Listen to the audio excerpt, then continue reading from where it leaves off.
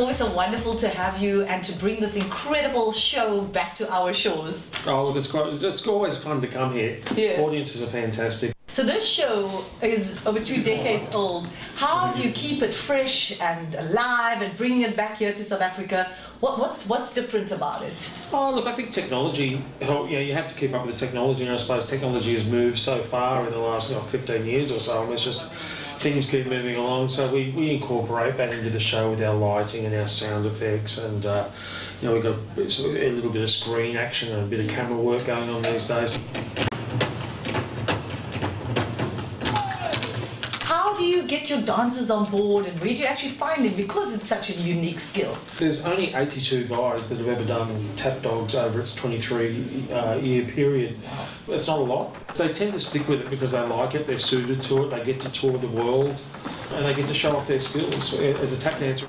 Do you think it's a dance style that's sort of been undervalued, underrated, undersold? Look, I think it can always be encouraged more, absolutely. But what's really great about tap dancing at the moment is because of the technology with YouTube and all that sort of stuff. You can go on and see so many different tap dancers from all around the world, and I think that's a fantastic thing. I want to go back in time when you first started Tap Dogs. I think it was in 1994, am I correct? Yeah. How did it all come about? I was doing musicals. I was doing musicals like My Fair Lady and Paint Your Wagon, and when I did a musical called 42nd Street, and I actually got a role in that, and because it was a tap dance show, I got a role in it, and so I had to learn to act a little bit better. When that came to an end, I was like, this is the end of how am I going to tap dance? So if I don't create something myself, I'm not going to be able to tap dance. And I love tap dancing. And did you ever imagine that today it would be Australia's biggest theatrical export? No, absolutely not. Absolutely not. We were just happy to be on stage and to be performing, and honestly, we thought we'd get 20-minute act out of it, and we would go around and perform in hotels or clubs or whatever. But we didn't realise we'd be in a theatrical environment and have a full-length theatrical show. And now here we are doing arenas. This show has travelled the world, over 300 cities. I mean, that's pretty incredible. Yeah. And this show has won numerous awards. You know what's special about this show? There's no real language barrier in it. There's no script. There's no talking. It's just the guys on stage, and you can relate to them. It's very well set in the Australian culture, I guess. Just knockabout guys on a work site, having some fun, trying to better each other, and it's very simple like that.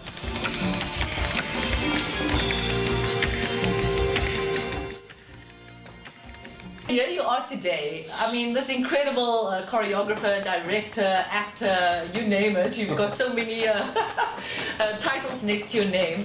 How do you feel that you personally have come so far? You've done work on the Australian Olympics, you've even delved into movies, of course. So it was just working hard. I mean, it doesn't fall into place. I mean, there's one thing I wanted to do, and that was get out of the steelworks. I didn't want to work in the steelworks all my life. It took over 5-6 years to just actually get into a show. So it was a bit of a slog, but it just slowly builds, and the more shows you do, the more you learn.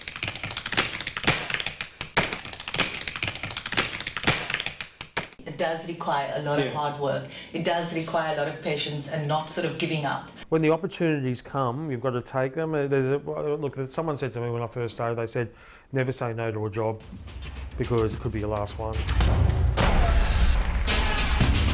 You've been in this for a long time, but a little birdie told me that your son may be taking over the reins. He's actually performing in the show. Yeah, correctly. This is his debut in the show, and when we first started the show, he wasn't even born. And I remember him travelling with the show. When I was travelling with the show, I remember him in Paris, as a baby, and so he's this is his first go into the show, and he's quite nervous. So we'll just have to see how he goes. But I think it's in his blood. My younger brother, he did the show for 20 years. And he's not doing it anymore because, he's got older, and same as me, you get older and you don't, it hurts. Don't say old, because I'm sure you still have lots of moves in that feet and, and in the head, because the rhythm starts in here, right?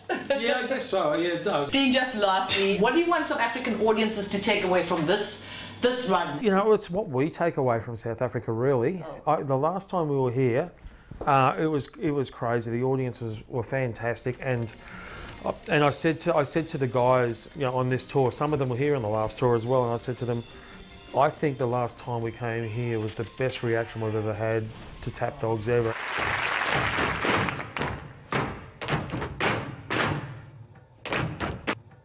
We love the South African audiences. I think by far they're probably one of the best audiences that we have. Did you hear that? That's good to know. Dean, thank you so much for chatting to the Spotlight. It was so great having you here. Thank you. And we wish you all the best for the show. Thank you very much.